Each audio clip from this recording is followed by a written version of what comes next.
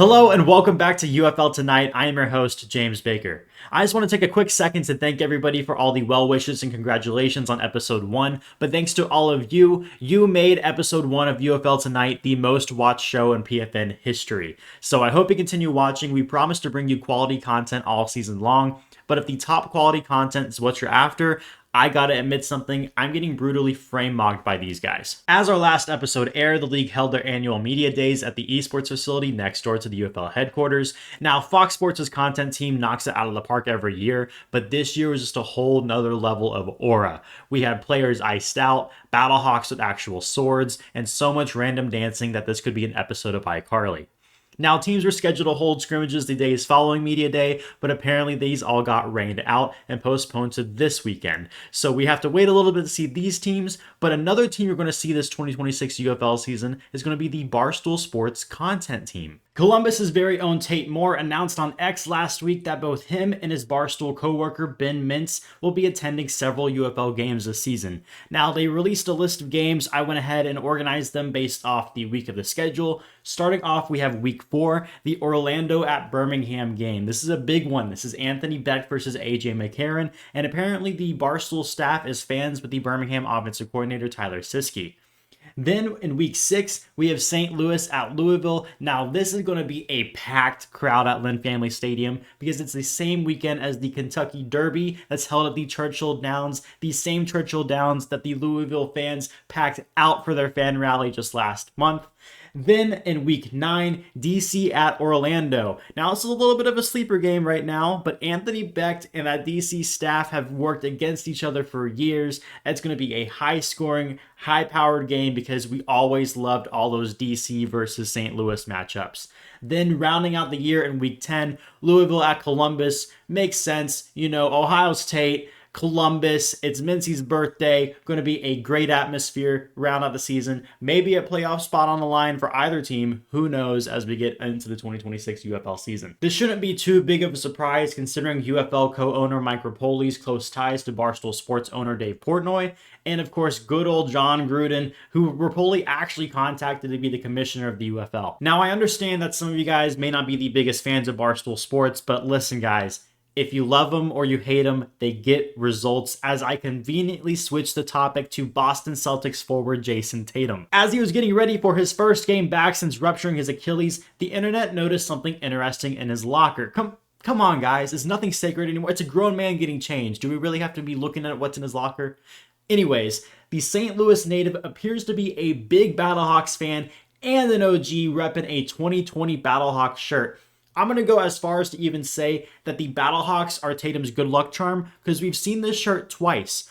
First, the season where they won the NBA Finals, and then the other night where he came back and they beat the Dallas Mavericks. I'm glad to see Tatum back on the court and hope we can see him in the Battle Dome this year. And also shout out to the St. Louis Battlehawks, I guess, for winning an NBA championship. If Rapoli gets crazy and we change the rules and we change the sport, you got it in the bag. Finally, you guys get a playoff win. I'm really happy for you. We will be seeing some big stars at UFL games for sure, though, as the league announced that country music star Russell Dickerson, known for songs like Blue Tacoma, will be performing at a live halftime show on opening night in Louisville. Don't expect this to be the one and only concert in Louisville, though, as the local marketing agency, the J. Wagner Group, has announced that they'll be working with the team all season. And guys, you're wearing me out. The UFL cannot stay out of the national spotlight, and a big reason for that is Renegades head coach Rick Neuheisel. He's done over 24 interviews both nationwide and locally. He even marketed the league on the ground during Super Bowl week, and this past week he sat down right after practice at the South Lake Carroll facilities and spoke with the legendary Rich Eisen in front of millions of followers on his show.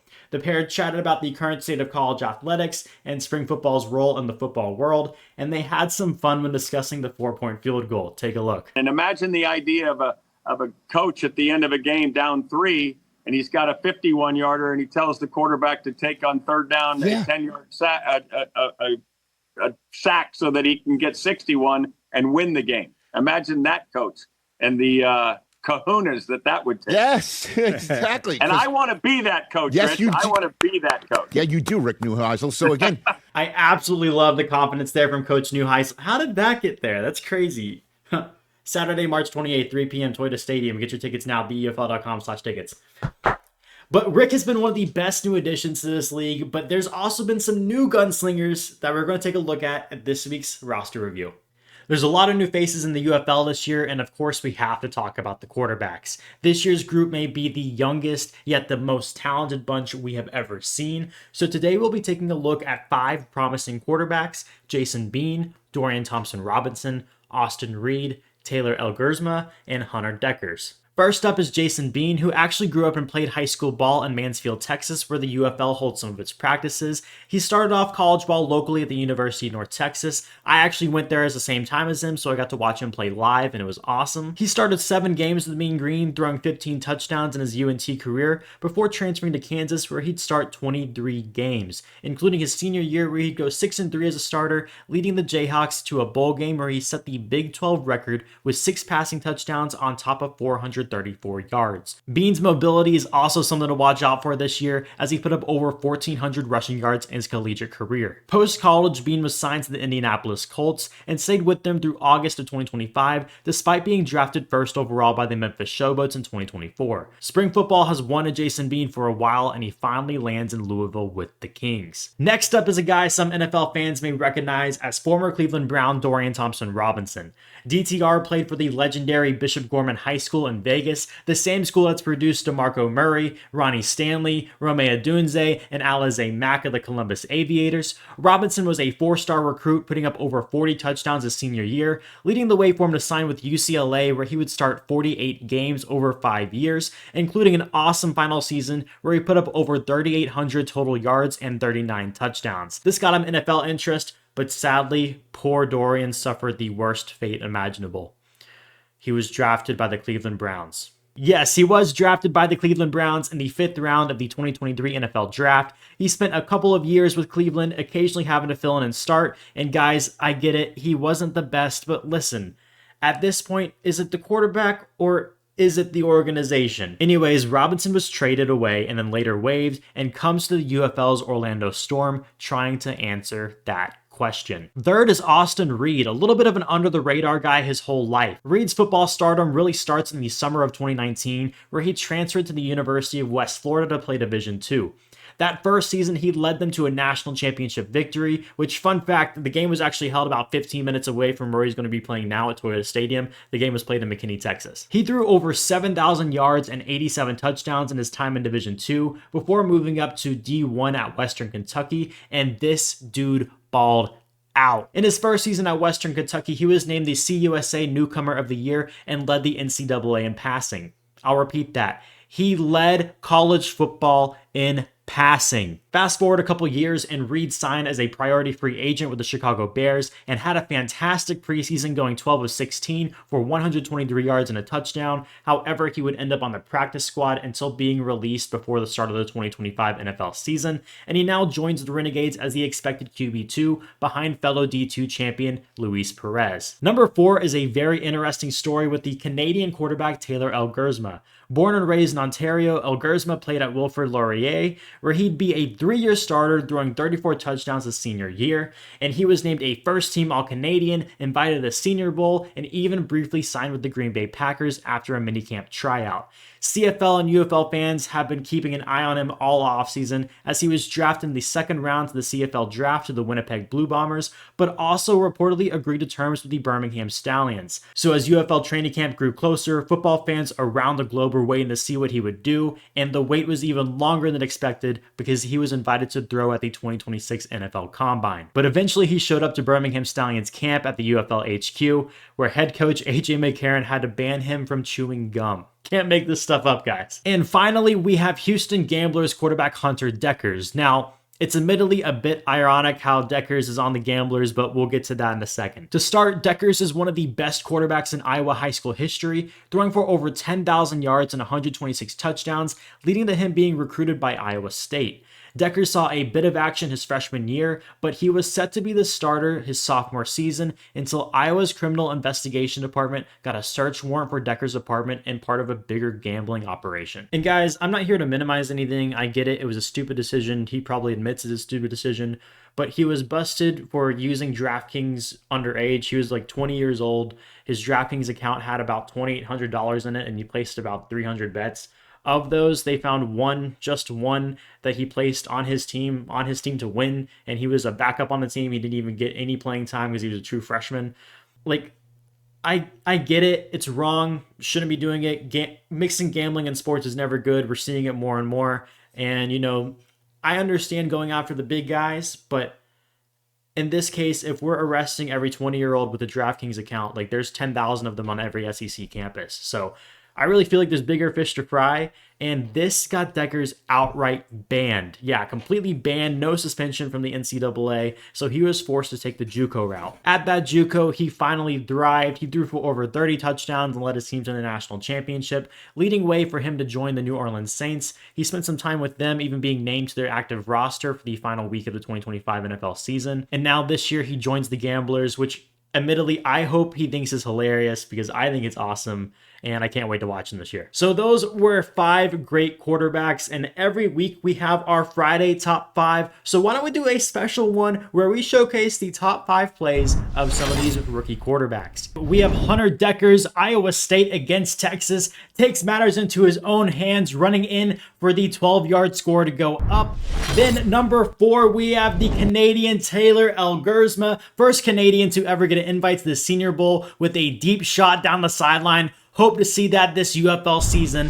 Number 3, we have Western Kentucky's Austin Reed, but here he is Chicago Bears preseason legend against the Buffalo Bills. 34-yard pass to Dante Pettis. Gotta absolutely love it. Number 2, we have the electrifying potential UFL MVP Jason Bean, Kansas versus Oklahoma State. We showed this clip last week. We're going to show it this week because he's going to the 30, the 20, the 10. Nobody can stop him in his mobility. He is going to be a nightmare for UFL defenses. And coming up at number 1, Dorian Thompson-Robinson, another mobile athletic quarterback getting the job done for UCLA against Bowling Green. Absolutely nobody can stop him. He traces back against the opposite side of the field. They're going all the way down the 10, jogging into the end zone. That was our Friday top 5. All right, I hope everybody enjoyed our Friday top 5 this week. Make sure you stick around after the break for our weekly hot topic.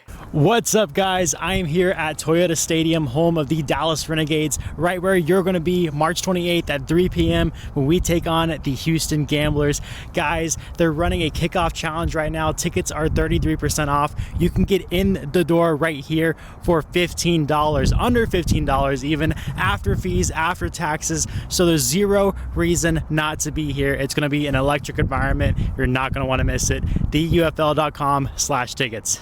Who said I can't wear my Converse with my dress? Well, baby, that's just me. Welcome into Hot Topic on UFL Tonight, where you give us your hot takes and we react. And oh my gosh, this week did RJ Young get a ton of burners because it is Bean. Everybody loves Jason Bean. Now, don't get me wrong, I've already talked about him this week, talked a little bit about him last week. I got to watch him play in college. He is mobile, he is athletic, he is going to be fun to watch. But personally, I think it is way too early to declare a rookie quarterback as an MVP in this league. We've seen a ton of guys that are super hyped, like Kellen Mond kind of come in, Anthony Brown, and they didn't really fare too well. Hype isn't everything. I know expectations are high for Jason Bean. Let's wait until at least week 1. He's facing a fantastic defense, the Birmingham Stallions defense. So here, I'll give you this. If Jason Bean goes out and has a fantastic week 1, he is immediately going to be at the very top of my MVP predictions because I think the potential is there. It's too early to call. Too early to tell anything. Up next, the UFL 2.0 will surpass any spring league we've seen. Personally, I agree. I think the only bar the UFL needs to jump at this point is the XFL 2020. If you're looking at the first couple weeks of the XFL, which you got to keep in mind, pre-COVID is a very different world than we live in now. And I think a lot of people have some rose-colored glasses when looking at the XFL in 2020 because we still have the New York Guardians in the giant MetLife Stadium, which didn't fit. We still have Seattle Dragons at the giant CenturyLink Stadium. LA wasn't really pulling that great. attendance was better, but this year with the smaller stadiums, with these loyal crowds that are just completely packed out, the atmosphere is going to be like no other. And I think the UFL hub is very unique compared to what the XFL 2020 had, in that all these teams are in the very same building. They get to see the executives walking around. They get to have their own team meetings. They get to have league meetings if they want to. The kickers all get to have a whole kicking competition with UFL co-owner Mike Rapoli kicking for $500. Like, you can't get that anywhere else. It's such a unique environment. And I feel like that brotherhood, that camaraderie is going to show on the field, and it's going to reflect in the fan base too, especially in these small markets like Louisville, like Columbus, getting their first ever pro football teams. It's going to be something special. And so I'm definitely expecting the UFL 2.0, 3.0, whether you recognize the 2010s iteration of it. It's going to be something great. And so hope everybody already has their tickets for kickoff. If not, make sure you go ahead, check it out, theufl.com/tickets. Up next, we have some DC Defenders fans saying that JT, Jordan Teamu, not Justin Timberlake, will be MVP this year, and that DC runs it back and Abram Smith is going to be Offensive Player of the Year. Now, I can agree on a fair bit of this. I think Jordan's going to have a fantastic year this year, keeping most of his coaching staff. He has a very talented skill group. And I think that the Defenders are going to be a strong team, keeping everybody together. Shannon Harris has shown that he can coach at this level, and he has guys that have already been there, done it. Like, they know what it takes. The only part of this that I'm not really feeling, Abram Smith, 2023, he had that fantastic year and then suffered that injury 2024. It takes years if you ever actually come back from an Achilles injury. Like, look at James Robinson. 2020 had the fantastic year, 2021 Achilles injury, and now in 2026 he's with the Louisville Kings, still trying to get back to that level. I just don't think he's back there yet. I wish him all success. If he proves me wrong, that would be great, because I loved watching him ball out in the XFL. But I think that Defenders will do well. Teamu will do well. He'll definitely be in the MVP conversation. But I don't see Abram Smith being the number one running back in the league, quite frankly. That is it for tonight's Hot Topic. Make sure you follow us on X at UFL Tonight, where we'll post our weekly Hot Topic every Monday evening. Up next, we see what the general public agrees on in our survey says. Make sure you also follow along every week, as we'll be posting 3 polls for you to participate in. And of course, as always, the first poll for next week's episode will be posted directly after this one. Starting off with our first poll, you had to hit them with the number one thing on everyone's mind. Did you enjoy UFL tonight? And we had a 100% satisfaction guarantee. I hope we can continue those numbers for as long as we continue with the show. Up next, we have which new team are you most excited to watch this year? And I love to see the split here. We have the Kings leading the way at 40%, barely beating out the Columbus Aviators there at 37%, and then Storm at 23%. That's, they're a little bit behind. We kind of expected it. We've seen Orlando have spring football before, so it's kind of more exciting to watch a new team. But that 23% is not a small number. We had a good bit of people respond to this poll, so love seeing a good representation of each fan base showing up, showing love. Shout out to all the Kings, Aviators, and Storm fans out there. Hope to see you week 1. And then finally, we have which 2025 UFL team would you like to see return? Here it shows the Michigan Panthers fan base is strong. 70% of all poll responders said they would like to see the Michigan Panthers return. And then the San Antonio Brahmas were also well represented at 22%, meaning 92% of the poll responders said they would want the Brahmas and Panthers back, with only 8% saying they would want the Memphis Showboats back. So sorry, Memphis, doesn't look like Showboats will be coming back anytime soon. As you can see, the Michigan and San Antonio communities absolutely love football and desperately want another pro team. And while I sadly can't bring back your Brahmas or Panthers, I know a couple guys that are trying to do the next best thing. The Continental Football League is launching this summer, and one of their premier teams is founded and operated by one of the members of the UFL community. I had the chance to sit down with San Antonio Toros Chief Marketing Officer Connor Nargang, otherwise known as Ace, to share some league news. Okay, so our season opener is actually going to be a preseason game. So every team in the league right now is trying to play a preseason game, which will be against a non-COFL opponent. So if you go look at the schedules on everybody's socials, it says non-COFL opponent. Ours says Tennessee Hornets. So we already have our set. This is a semi-pro team that is well known in the semi-pro football, community. They're pretty good. They played against the Ohio Valley Ironmen last year with Manny Matsakis when he left the IFA and put together his makeshift season. Mm-hmm. And the owner of the Tennessee Hornets actually is now the owner of the Fort Worth Braves. So he now has 3 teams because he also has the Tennessee Roadrunners, which is a strictly road playing team. So very excited to play them. They're coming down. They have really cool uniforms, and we get to play them and hopefully win against a semi-pro team because we're pro, right? At University of Incarnate Word, Galen Tom Benson Stadium, there locally in San Antonio, man. I'm very, very excited. So that's preseason. What about regular season? When is that everything starting? Regular season is the next week. That is the weekend of May 30th. Okay. And we are going to open up against our heated rivals. No double entendre there for the show, but we are going up against the Texas Syndicate. So we actually have to go and play them in Austin because UIW has something going on that weekend, so we can't be playing there. So we have to go on the road. We're going to try and get a party bus going for fans who want to buy tickets. And we're going to have a ticket to the away game included. We're going to ride down on this luxury charter bus with beverages included and go down and hopefully kick some butt in Austin because they like to talk a lot of trash, but I think that we got them beat dead to rights. And guys, I know it's not the UFL, but these guys have so much passion for the sport. And if you're working to make yourself better, if you're working to make the sport better, then you are welcome here. It doesn't matter if you're on a UFL roster, if you're trying to make an arena team, if you're just trying to try out for your local YMCA, it does not matter here at UFL Tonight. You are all welcome.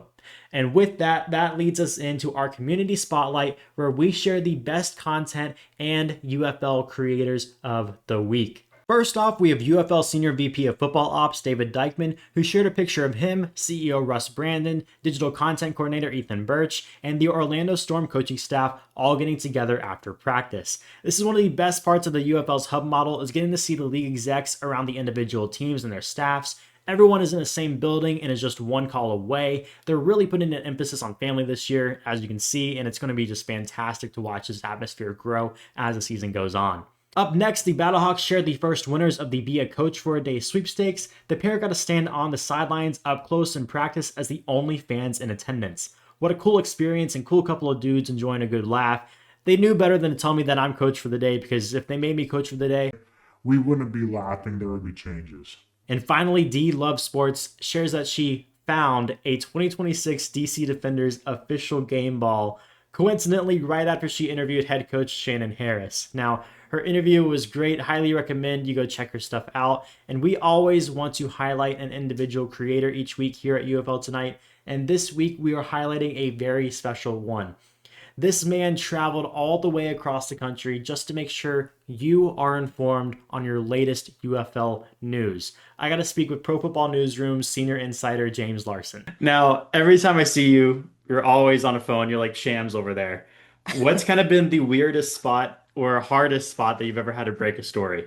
I'm so glad you asked this question because there's so many answers I could give you. But one that's most memorable for me is when the leagues merged and we had that first dispersal draft. The league was not live tweeting anything out about it. We didn't know what was going on. So those first couple of days, I mean, it's really just my phone blowing up with guys going places and getting tweets out and stuff. So I was in New York City at the time, and I was traveling back to Michigan. And, of course, it just so happened the day that I picked to travel, there was a blizzard. I was driving, by the way. So this entire day, every 10 to 15 minutes, I'm getting texts, I'm getting calls of guys getting picked up to different teams. I'm in this blizzard. I'm in the middle of Pennsylvania. I'm pulling over every 15 minutes. The snow's getting thicker and thicker. My Wi-Fi is getting, well, not Wi-Fi, but my service is getting worse and worse. That was unreal. That was crazy. Shout out Brock Miller and Jordan Ober. I pulled over to tweet those guys out, and then I actually did get stuck on the snow because I took too long to get that tweet posted. So I had to dig myself out, but we made it happen. That was insane. That was such a long trip. I know you moved all the way down here to Dallas, which is crazy, can we discuss that for a little bit? Mike Rapoli put out the tweet. Is it true that you moved down to Dallas because you were afraid, I was coming for that number one Mike Rapoli UFL reporter spot? No, obviously. I mean, it kind of made me feel like, that Colin Cowherd, LeBron, we're good. We've got Ben Simmons type of thing here. So the real question is, Baker, why aren't we doing this Yeah, in studio yeah. I was together? gonna say, wait a second. If you're in Dallas, like, why don't you come by and like hop on the show? Be right here. Voila, I am here. James Larson in UFL Tonight studio. I can't believe it. This place looks awesome. But now that I am here in Dallas, and believe it or not, the Jameses are working together, we are going to be doing some stuff here in studio every once in a while. I'll pop in because, of course, Pro Football Newsroom, we work together. And I'm excited, man. This is awesome. I love your setup. Yeah, let's get it. Thank you, James, for stopping by. If you're a UFL fan, you've probably already heard of him. If you haven't, you need to be following him right now for the latest news and everything going on in the league, especially if you're putting any money on these games. And if you're putting money on these games, then you're excited because it is time for Baker's Best Bets right here, right now on UFL Tonight.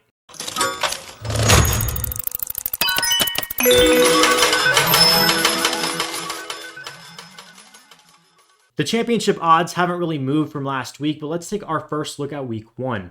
Starting off in Louisville, we have the Stallions coming into town as a 6-point favorite and minus 300 on the money line. The defending champion DC Defenders come into St. Louis as a narrow 1.5-point favorite and minus 125 on the money line, and it takes us all the way to the Renegades versus Gamblers matchup Saturday afternoon to see a home team favorite with the Renegades favored by 5.5, with the Gamblers being plus 210 dogs. And we round out the week with Ted Ginn's Aviators being the 3.5-point favorite over Anthony Beck's Storm at home in Orlando. My top pick right now has to be the DC Defenders minus 1.5 against the St. Louis Battlehawks. I get it, they're going into the Dome. It's going to be a loud atmosphere, but DC is used to it. They're built for it. Shannon Harris stays with them. They're facing a team that lost their head coach, lost their coordinators, lost a lot of their staff, and plus, a lot of times week 1, all you have to do is just not make mistakes, and the team that I trust to not make mistakes right now has to be the DC Defenders, so I'm rolling with them. But even if you're not betting, there's always something to celebrate here at UFL Tonight's Celebration Station,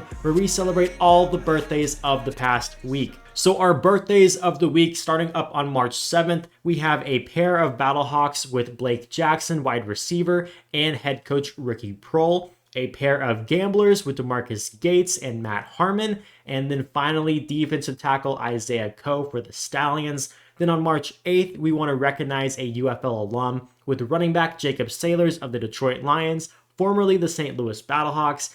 Then we have Anthony Butler, linebacker for the Aviators.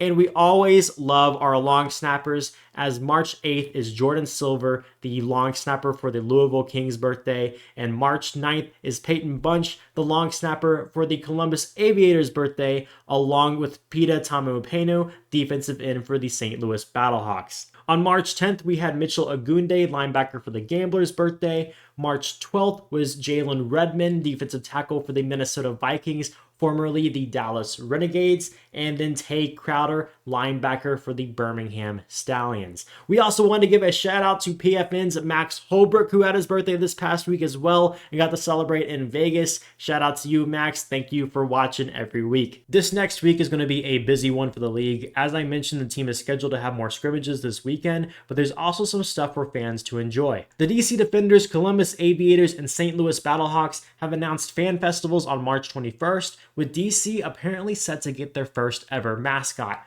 For everyone else, don't worry, I'm hearing some things are in the works. I would keep that weekend free. But league-wide, the UFL launched their kickoff challenge, where starting yesterday and going until week 1 starts, all home opener tickets are 33% off, and there's a live ticket counter on the league's website that updates every morning by team. Whichever team sells the most tickets in the next 2 weeks gets their merch 50% off right as the season kicks off. Man, half-price merch week 1? You kidding me? I would be loading up on everything. Beyond that, next Wednesday is the worst day of the year. It's the day where coaches have to submit their list of roster cuts. And then Thursday, all roster cuts and final rosters will be announced. And we'll talk about all of that next week, Friday, 7 p.m. Eastern, right here on UFL Tonight. That's been all for this week. Thank you, everybody.